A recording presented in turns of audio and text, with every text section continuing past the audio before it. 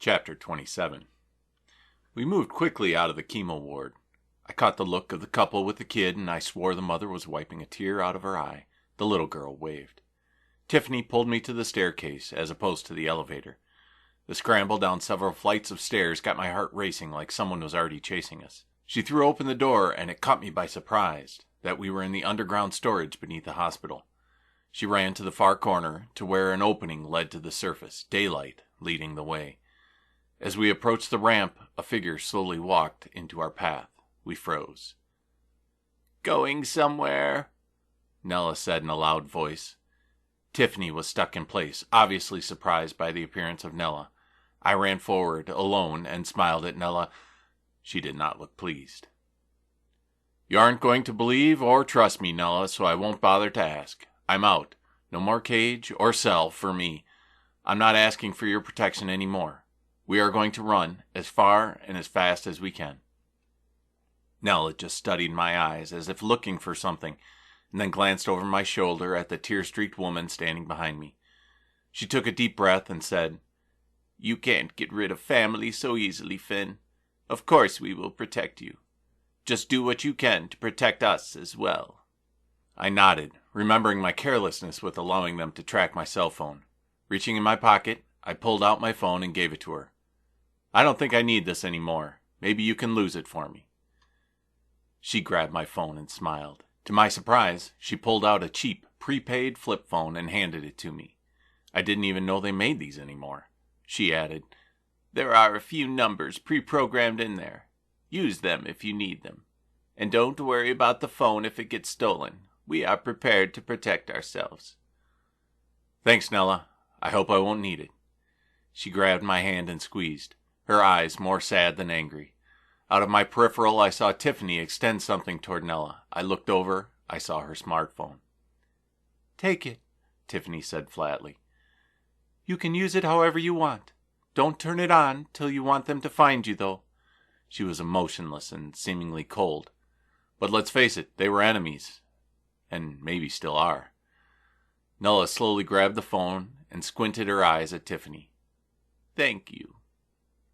The awkward standoff was interrupted by the beep of a horn behind us. A delivery truck was waiting to get by. We moved to the side, and the driver waved and turned left out of the drive and into the alley that led to the street. Nella got a smirk on her wrinkled face. "Maybe we'll have a little fun with them." She turned Tiffany's phone on and looked over to the truck still waiting for an opening in traffic. With a flick of her wrist, the back latch on the truck door popped open and the phone sailed through the air and slid softly inside. Seconds later, the truck disappeared into traffic. "I suggest you go the other way," Nella said, pointing to the right with a smile. "I'll lag back and confuse things a bit. We will meet again." With that, we ran off to the right, away from the coffee shop, the hospital, and my protection. Away from my life, such as it was. Tiffany grabbed my hand and pulled me into the busy street, into the mix of people, urban camouflage. After a few wordless blocks, she dragged me into a shop. It took me a few seconds to realize it was the Salvation Army thrift store. "We need to change our appearance. Pick something out very different than what you are wearing. Pick a baseball cap, too." We both got a quick change of clothes, and she redid her makeup in the bathroom with about half her normal amount. Nice. Back on the street, we walked to the Tasker Morris subway entrance and descended the stairs with a small pack of middle-aged women who came downtown to shop. Tiffany's head was on a constant swivel, looking for the next hunter to take a shot at us. To me, half the people down here looked suspicious, but she was obviously looking for someone or something. We rode the Broad Street line toward downtown. "Can you at least tell me where I'm going?" I asked, feeling totally helpless. "Right now, we just need to get out of town as fast as we can. We can't take a cab, so either we walk or take the subway. Buses work too, but if they see you, it's pretty easy to stop a bus." "Why not take a plane and get out of the state or even the country?" "Airports are very dangerous. For starters, they don't take cash typically, so you need to use a credit card which leaves an electronic trail. We don't have any luggage, so that would trigger another alert. They would be on us in a flash. The fastest way to shut down an airport is to call in a bomb threat. So there we are, stuck in a terminal, planes grounded, no direct method of escape. A death trap, essentially. Pretty much anywhere that has elevated security can quickly be turned into a trap. And don't think that it is safe to hide yourself in a crowd. They would have no problem wiping out 20 people to get their target. The best bet is to stay completely off their radar. So where are we heading? We need to head north and west to the mountains. Believe it or not, I actually have a little place that I've managed to keep hidden. It has always been in my family, and as long as someone pays the taxes, the title stays in my name. I have a few hideouts in town here as well. I like to get off the radar once in a while and shut down my phone, take a nap, read a book. Strange. I had been trying to get these mundane details out of her for weeks, but was blocked at every turn. Now that she had come clean about her dirty secret, or at least one of them, the facts just kept pouring out. How about we grab a quick bite and see one of your hideouts? Sorry, I haven't eaten anything today.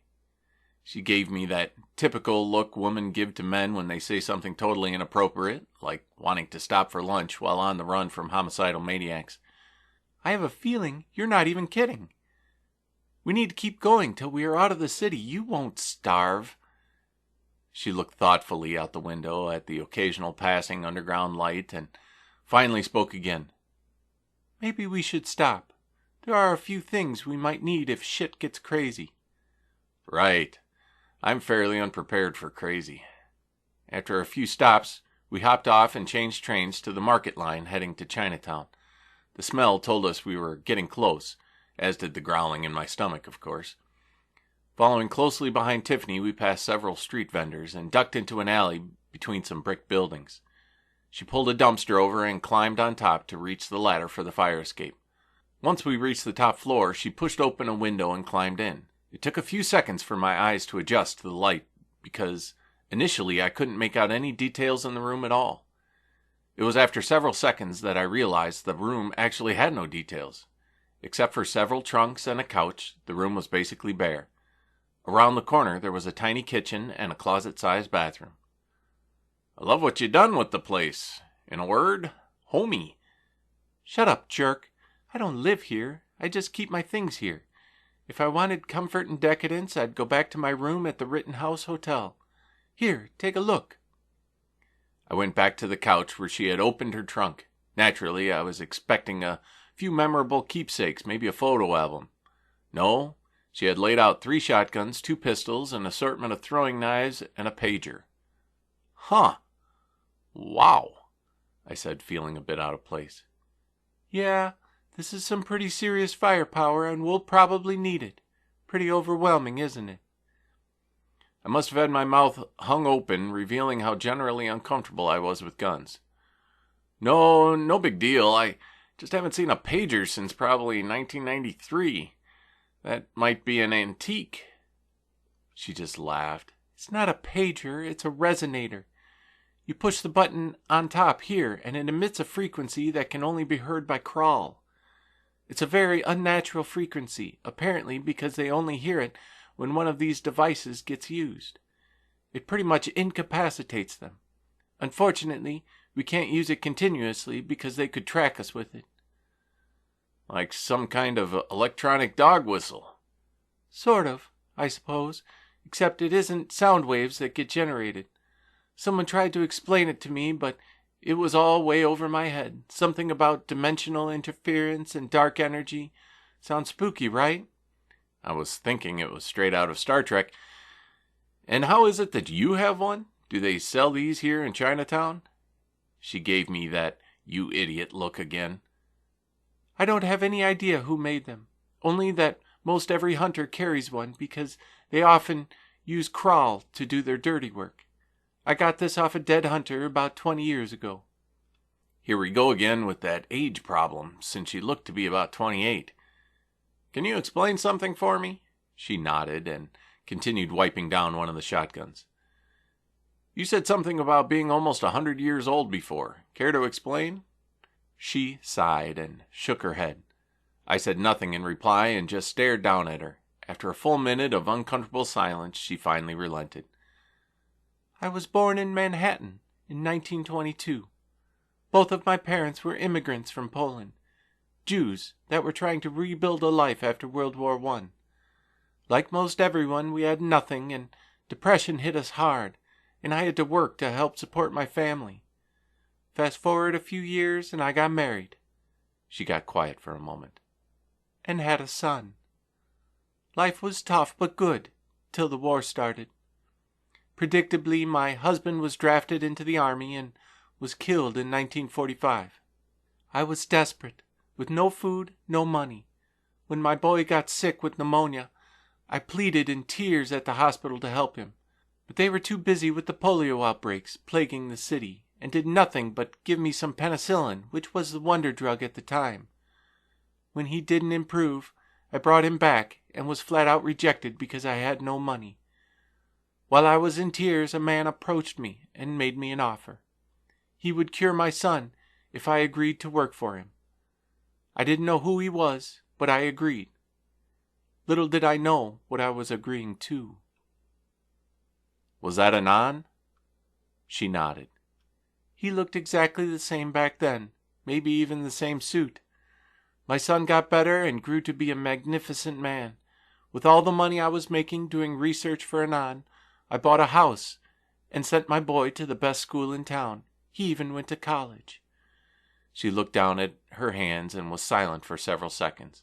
When she spoke again, her voice was flat and emotionless.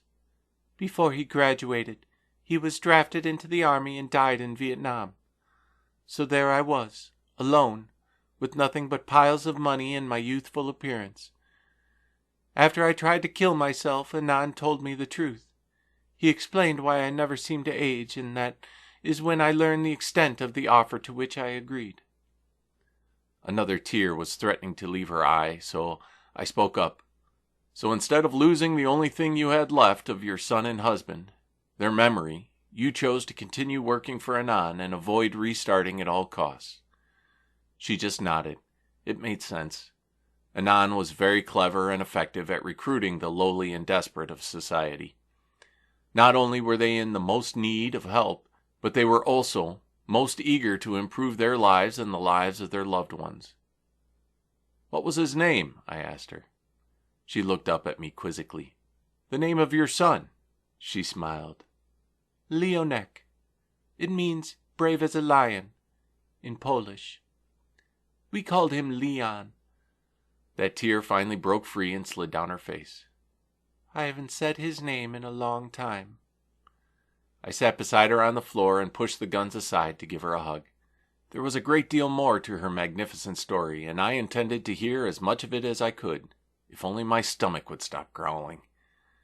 After an hour of detailed history, I realized that I never heard her talk so much. How often do you tell anyone your story? I asked. She got quiet for a second and adopted a shy smile. Never. No one cares. Not with Fallen, anyway. Everyone has a sad story, not just me. The real problem is that I can never trust any of them. They would turn on me in a New York minute if they needed to. But you are different. I still don't know why you trust me. Maybe that's why I trust you. Why don't you tell me more over dinner? Maybe we just grab some food from a street vendor and hop the next subway out of town. Sounds like a plan, she said with a smile. Which guns do you want? This sawed-off 20-gauge is my favorite, so pick anything else. The thought of carrying around a gun, let alone firing it, made my palms sweat. The voice in the back of my head played back the warning from Nella. You play their game. You are on your own. I shook my head. I can't. You don't understand. Holding that gun will actually make me vulnerable. She replied with a confused look, so I reached out toward her and focused my will on the shotgun she was holding, and in one quick motion pulled it into my hands with a slap. I handed it back to her, grip first. The look on her face was a mixture of shock and horror. You can do it too? She said in a whisper as she backed away slightly. As she cradled the gun, I was keenly aware that she was pointing it slightly in my direction. I don't see it very often, but I am always impressed. When did you find out you had the gift? I don't think you understand, Tiffany, I replied. This isn't just something I can do. Everyone can do it, including you." She laughed slightly. "I don't mean to offend you, but I've been doing this a long time. I think I know about the dark power. What do you call it? Power of creation or something, right?" I just nodded. "You are wrong. They have been feeding you lies. You can do this just like me." And I pulled the gun out of her hand and floated it in front of her. I then floated all the other guns in front of her as well. She looked petrified. "You can just set them down now. I believe you." "Relax. I couldn't use the power to intentionally hurt you. That's not how it works." I floated the gun softly to the floor. "I'll teach you if you want." A slow grin came on her face. "Would you? Really? You think I can? We were always told that only certain people could use that power, and they were dangerous. That's why we do what we do." "And you believe them?" She paused and considered. "I don't know. I've seen a lot of my friends get restarted over the years by people using the power." "No, the power can't be used to hurt anyone, but it can hurt people by accident." I rubbed the scar on my hand as a personal reminder. "Never mind. We can talk about it later. Let's get some chow and get out of here." She nodded and put the knives in the belt on her waist and the shotgun under her coat. One of the pistols went to her purse. "Are you sure you don't want anything? At least take the resonator." I grabbed the pager and clipped it on my belt.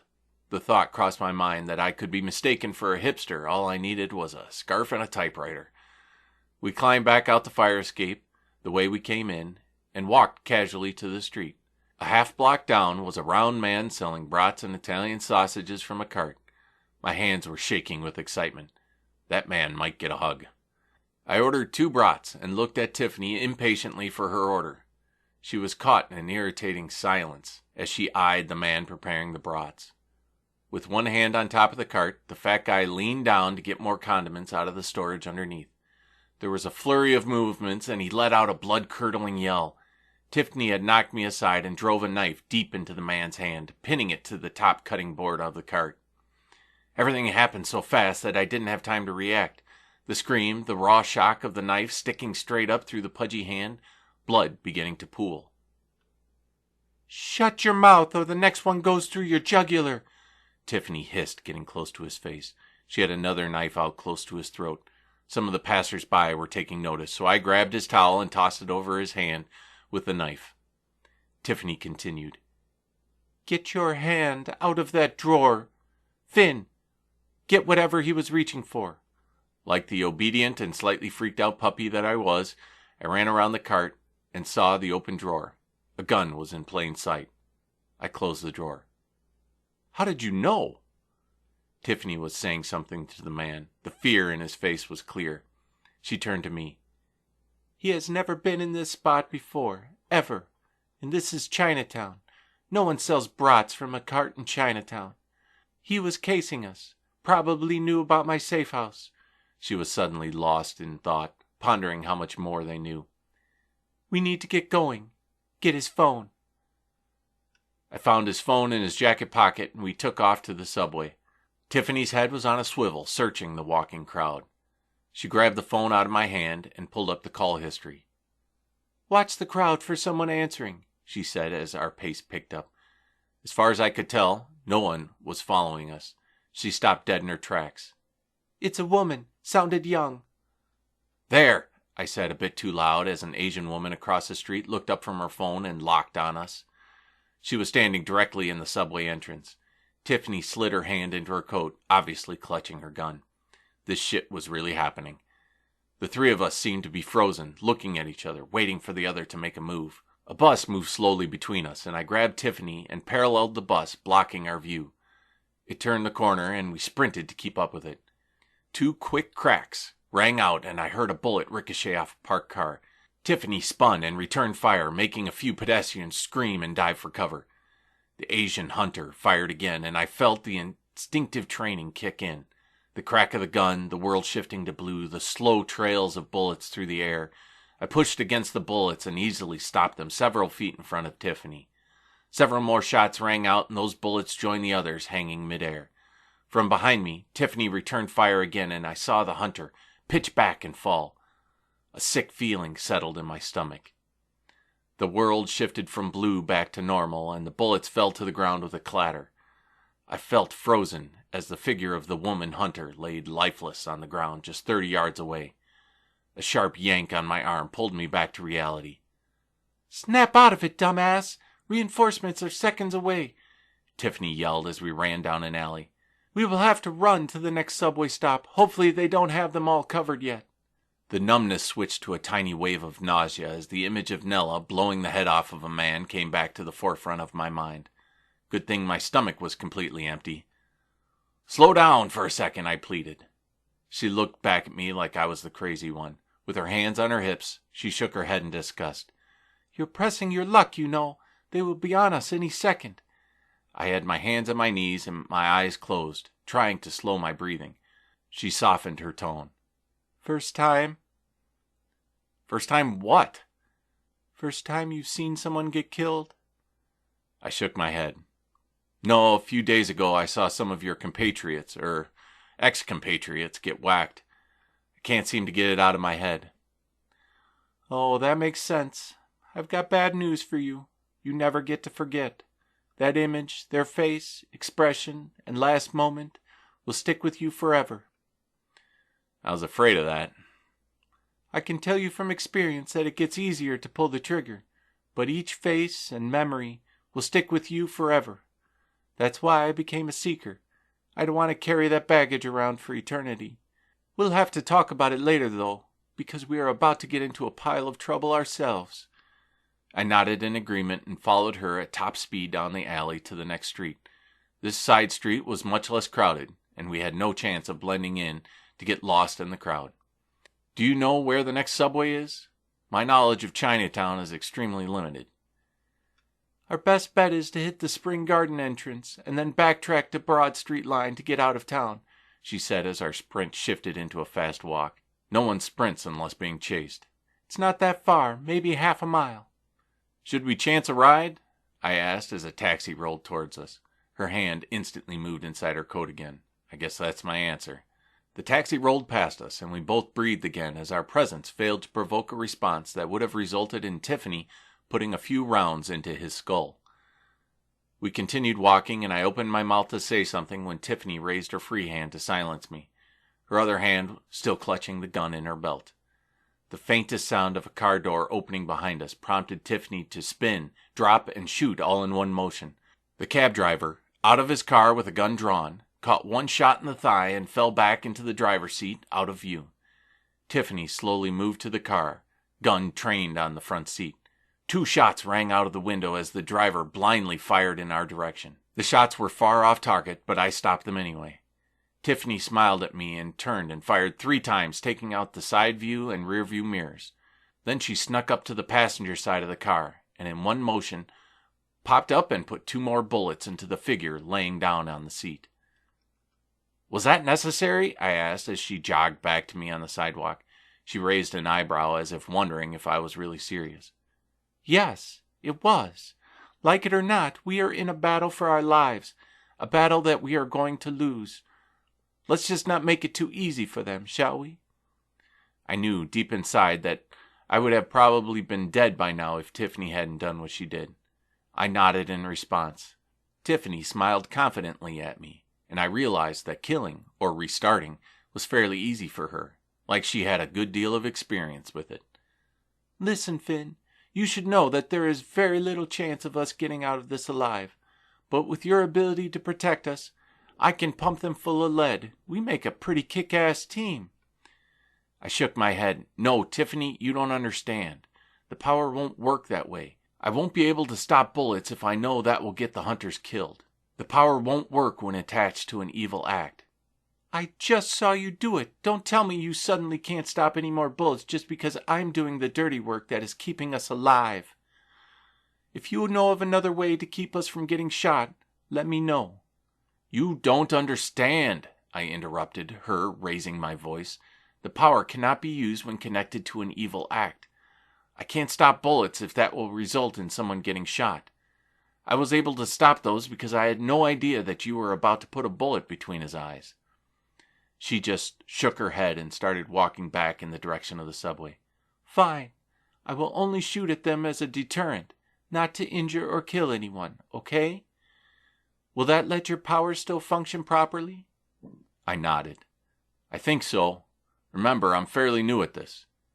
"Keep in mind that with bullets flying and people moving fast, I may accidentally forget to miss."